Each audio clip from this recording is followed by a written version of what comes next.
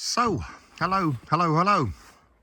Well, today I'd like to take a look at this, which is a multi-terrain pattern, MTP Parasmock. Well, I've done a few reviews on these. I've got many of them in my collection. I love them, that's why. I must say the MTP pattern is not my favourite by any stretch of the imagination. I much prefer the DPM camo, but I like this one, because of the way it's badged. Here comes little Jimbers. Trim. Got loads of snow falling off the roof. It's warmed up a bit, and so all the snow's falling off the roof, but that's by the by. So this one is badged. Somebody's won their para wings at P Company, and it belongs to the 16th Air Assault Brigade, which is this tactical recognition flash here, and it has the Pegasus. The Pegasus was original to the paras from World War II, and then for some reason they decided to change it to an Eagle, which was possibly not the best decision that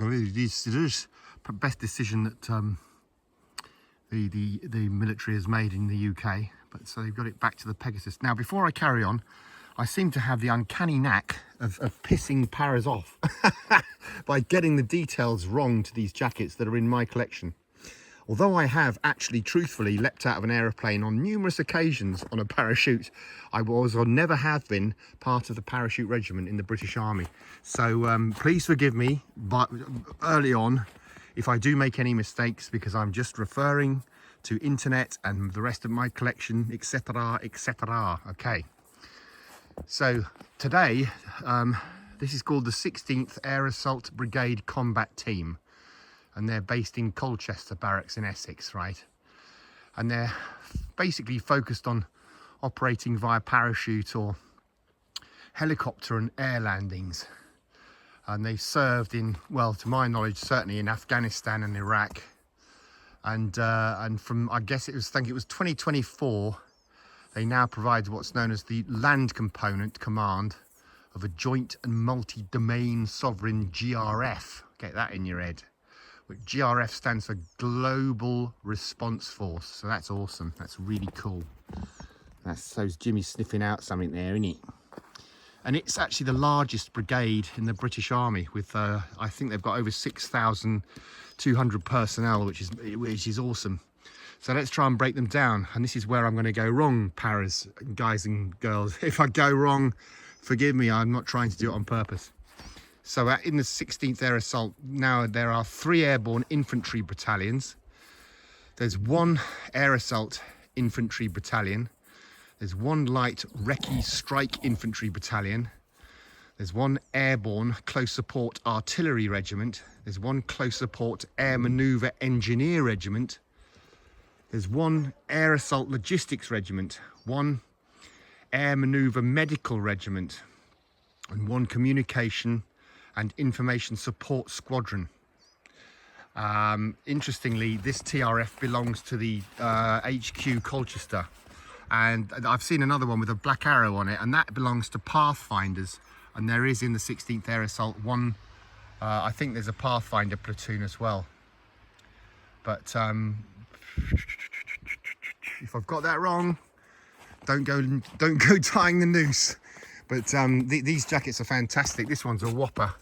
Although the label has gone from it, I happen to know it's a 190, either a 112 or a 200. It's massive. I can hardly. It doesn't fit me, and I'm the fat man that stepped aside in The Unforgiven. You know what I mean? In that movie with Clint Eastwood. So they're great, these jackets. They've got pen pockets on the left sleeve. They've got first field dressings on the right. I've done reviews before, so I won't.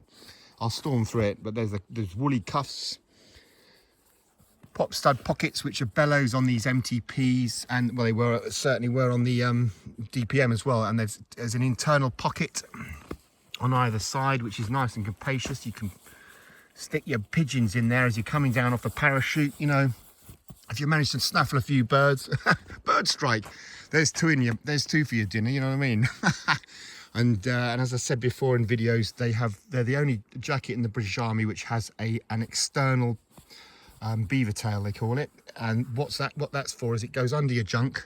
Well, it unclips, it goes under your junk, and then it clicks up to these 3 depending on how long your junk is, if you know what I mean by that. Perhaps that's too much information. And inside the jacket you've got these little cords around the hem. Well, that's the hem, isn't it?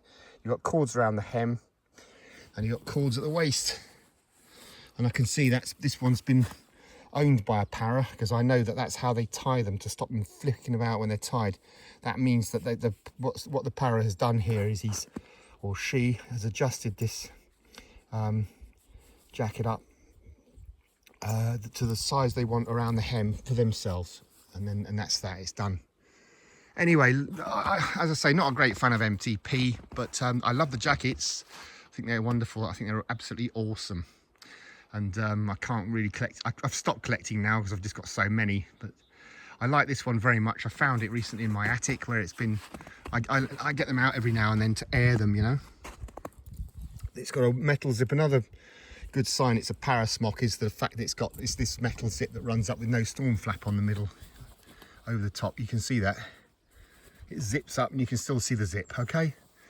And also you've got 3 buttons on the collar, which I presume would allow a hood to be attached, although I've never actually seen an MTP hood, but that means nothing, because as I say, I've never actually seen the insides of the para depot either.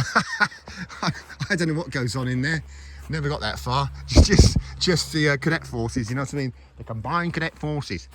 Are you coming over to say hello, Bubba? Come on, sausage dog, everyone wants to see you. He says, oh, I don't know, you say it's warming up, but it's not that warm, is it, mate? It's not that warm, copper. Hey, there we go, mate. That's Jimmy. That's Jimmy Timber, who the channel's named after. Anyway, thanks ever so much for watching. And as well, you know, if you've got this far, nuts! All the very best wishes. Cheers.